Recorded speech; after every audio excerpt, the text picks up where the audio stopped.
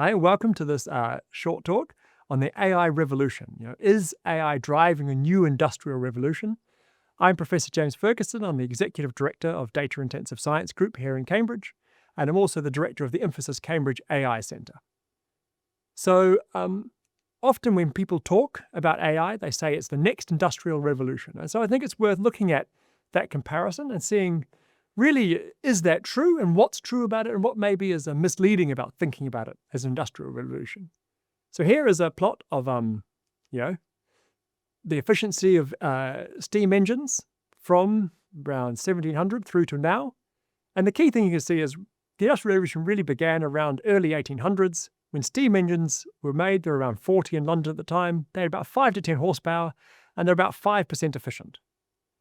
And so what happened is that we've slowly improved our ability to build steam engines. You can see the efficiency going up, the normal S-curve of innovation. We get the technology, and then we have a rapid period where we improve it, and then there's a stable period where we've got to the point where we've built it about as good as we can, and it really plateaus. And so we've seen in the last 300 years, we went from that 5 to 10 horsepower with 5% efficiency to 800,000 horsepower engines, which is what a large gas turbine and a generator would be. And they work about 60% efficiency, which is pretty close to the maximum you expect from thermodynamics. Right? And so this, is pretty impressive, right? It's a growth of about 160,000 in 300 years, and you can see that clear S-curve of innovation. And so let's think about what it looks like in terms of AI. Right? So AI is really driven by the exponential growth in compute. And if we think about computing, it grows according to Moore's law, and so it's doubling every 2 years and has done for 60 years. Here's this beautiful plot of the number of transistors, which is a good proxy for the computing power, on a log plot, and it's very, very straight, amazingly straight, really. And so the thing about this is it's exponential growth. And so in 300 years, we'd expect it to grow by 1.4 times, 10 to the power 29, or this, number with lots and lots of zeros, x growth. And this is what's really different about the AI revolution, is this exponential growth in compute means that we have much, much more rapid transformation. It's as if we were building steam engines, but the energy density of coal was doubling every 2 years. And so if we thought about that, what would that look like, to kind of see the analogy? It means that in 1800, right, we started with these little 10 horsepower engines.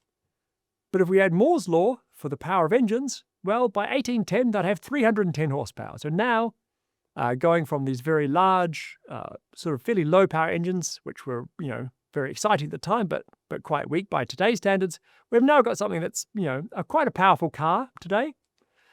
Another 10 years, there'll be 10,000 horsepower.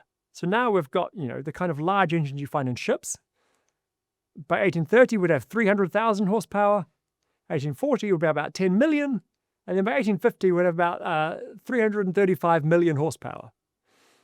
And this is what exponential growth really means. It's something that people don't really appreciate, that actually what we're doing with computers is probably one of the most impressive technological feats humans have ever had, which is maintaining exponential growth over a really long period. This really sort of quite scary increase in power. And if you look at that, essentially that 350,000 is double what we used to get to the moon in the Apollo rocket. And so you can see a technology that starts out very, very small in 50-odd years gets to the point where it's incredibly powerful. And that's what we're seeing with AI. And so if we look to the future, the real difference between the AI revolution and the industrial one is that our S-curve innovation is built on this exponential, right? And this drives really explosive growth. So this is a log plot of the size of AI systems, and you can see that's growing exponentially on an exponential. And this means that we expect AI to improve very rapidly, much more rapidly. We're not going to expect this kind of S-curve plateau that we would in other technology kind of things.